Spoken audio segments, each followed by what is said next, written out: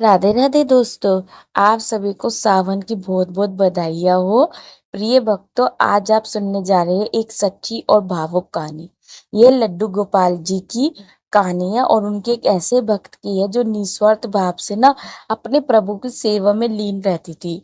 अनजाने में ही सही, लेकिन वो कुछ ऐसा कर जाती है जो सिर्फ एक सच्चे भक्ति कर सकते हैं। और फिर श्री कृष्ण के जो बाल स्वरूप है लड्डू गोपाल की अपार कृपा उस पर बरसती है। इस कथा को आप अंत तक ध्यान से सुने और हमारे लड्डू गोपाल की प्यारी लीला का आनंद ले। तो चलिए अब इस कहानी का आरंभ करते हैं। एक समय की बात है, एक गांव में दो बुढ़िया एक साथ रहती थी। दोनों का इस जगत में कोई नहीं था। वे दोनों ही एक दूसरे का सहारा बनकर बड़े ही प्रेम भाव से रहती थी। हालांकि धर्म से दोनों अलग थी, लेकिन जो उनके विचार थे वो एक ही थे। उनमें से एक महिला तो हिंदू धर्म की थी और जो दूसरी थी वो जैन धर्म की थी। दोनों अपने अपने धर्म के हिसाब से प्रभु की आराधना किया करती थी। उनमें से हिंदू धर्म की महिला थी, उसने अपने घर के मंदिर में श्री कृष्ण के बाल स्वरूप लड्डू गोपाल को बड़े ही प्रेम भाव से विराजमान किया हुआ था और उन्हें प्रतिदिन एक बालक के बत्ती भांति सुबह के समय नहला धुलाकर सुंदर वस्त्र आभूषण आदि पहनाकर तैयार करती थी, जैसा हम आम लोग भी करते हैं। वह उन्हें एक बालक के समान ही मानती थी, इसलिए कहीं भी बाहर जाती उनके लिए फल खिलौने आदि चीजें लेकर आती थी और प्रेम पूर्वक उनको भोग लगाती थी। इसी तरह वे दोनों महिलाएं एक दूसरे के सहयोग से अपना सुखमय जीवन व्यतीत कर रही थी। वे दोनों जब पूजा पाठ एवं सभी कामों से फ्री हो जाती थी, तब बचा हुआ समय एक दूसरे के साथ सुख दुख बांटते हुए व्यतीत करती थी। कुछ समय बीतने के बाद श्रावण मास में हिंदू महिला को तीर्थ यात्रा पर जाने का अवसर मिला। तब उसने अपनी अति प्रिय उस जैन धर्म की महिला से भी चलने के लिए कहा, क्योंकि वृद्धा व्यवस्था अधिक होने के कारण वह चलने फिरने में थोड़ी असमर्थ थी। इसलिए उसने जाने से मना कर दिया और कहा कि मुझे चलने फिरने में परेशानी होगी, इसी कारण तुम्हें भी तीर्थ यात्रा में विघ्न रहेगा। तब वो हिंदू महिला उदास मन से तीर्थ यात्रा पर अकेले ही जाने के लिए तैयार हो गई और जाते वक्त उसने उस जैन महिला से कहा, सखी मैं 1 महीने के लिए तीर्थ यात्रा पर जा रही हूँ। मेरे आराध्य श्री कृष्ण बाल स्वरूप लड्डू गोपाल का ध्यान रखना। उन्हें बिल्कुल एक बालक की तरह प्यार देना। रोज सुबह उन्हें नहलाकर आदि कराकर सुंदर वस्त्र आभूषण पहनाकर भोग लगाना। उस जैन महिला ने सब बातें सुनी और बोली कि हाँ सखी, तुम चिंता मत करो। तुम बिल्कुल मुक्त चिंता मुक्त होकर तीर्थ यात्रा को जाओ।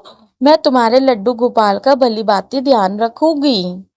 ये सारी बातें बताकर वह महिला अपने तीर्थ यात्रा को निकल गई और जैन महिला ने सारा कार्यभार अपने ऊपर ले लिया और बड़े ही खुशी और उमंग के साथ सुबह उठकर खुद नित्य कर्म से निवृत्त होकर लड्डू गोपाल के स्नान की तैयारी में लग गई।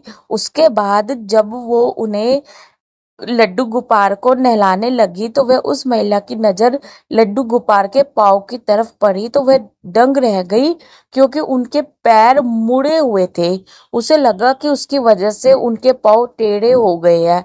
इसका मुख्य कारण ये था कि उस महिला ने जब भी उन्हें लड्डू गोपाल जी को देखा था, वस्त्रों एवं आभूषणों में सुसज्जित देखा था। वो इस बात से बिल्कुल अनभिज्ञ थी कि लड्डू गोपाल घुटनों के बल पर बैठे हुए थे। उनका बाल स्वरूप ऐसा ही है। वह बहुत परेशान हो गई और सोचने लगी कि मैं अपनी सखी से क्या कहूंगी। उसने इतने विश्वास के साथ मुझे ये जिम्मेदारी दी थी और मैंने लड्डू गोपाल की देखभाल सही से नहीं किया। ये सब सोचकर वह चिंतित में बैठी रहती है। इतने में उसे याद आया कि उसकी सखी ने कहा था कि लड्डू गोपाल सिर्फ एक प्रतिमा नहीं बल्कि जीवित होते हैं। बस फिर क्या था, उसने निश्चय किया कि दिन प्रतिदिन उनके पैरों की मालिश करेगी और वह दिन में कई बार ऐसा ही करने लगी।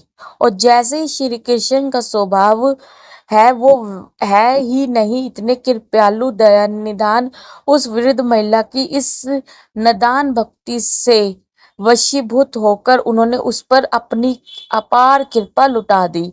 और एक दिन वह महिला रोज की भांति सुबह के समय उठकर लड्डू गोपाल को नहलाने का प्रारंभ कर रही थी कि उसकी नजर उनके पैरों पर पड़ी।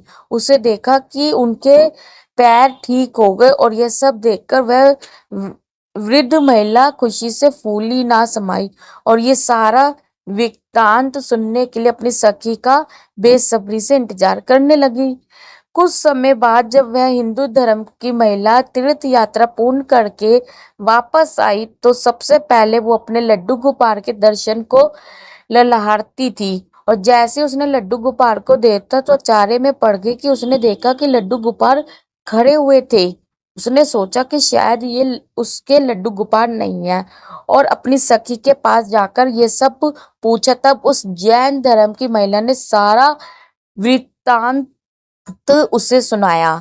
उसकी बातें सुनकर हिंदू महिला समझ गई कि ये सारा खेल उस मुरलीधर कृष्ण कन्हैया का है और दौड़ी दौड़ी लड्डू गोपाल के पास पहुंची और उनके चरणों में गिरकर बोली, हे मेरे कन्हैया, हे मेरे मुरलीधर, आपकी दया की कोई पराकाष्ठा नहीं है, आपकी कृपा का कोई सानी नहीं है।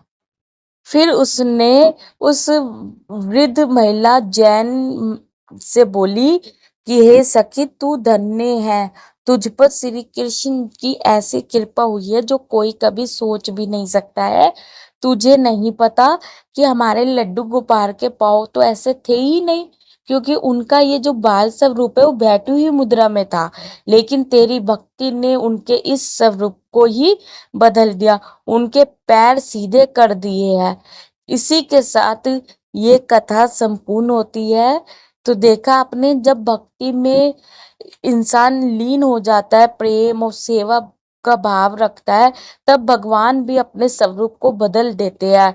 यह कोई साधारण कथा नहीं बल्कि इस कथा का परिणाम है कि भगवान वास्तव में अपने भक्तों पर निवास करते हैं और उनकी भावना के अनुसार स्वयं को ढाल लेते हैं। यदि आपको यह कथा पसंद आई हो तो कृपया इसे लाइक करें, शेयर करें और चैनल को सब्सक्राइब करना ना भूलें। नीचे कमेंट में जय श्री लड्डू गोपाल जरूर लिखें ताकि आपका मन और भी निर्मल हो। बोलो वृंदावन बिहारी लाल की जय, श्री राधा रानी सरकार की जय। जय श्री कृष्णा। बोलो वृंदावन बिहारी लाल की जय, राधा रानी सरकार की जय।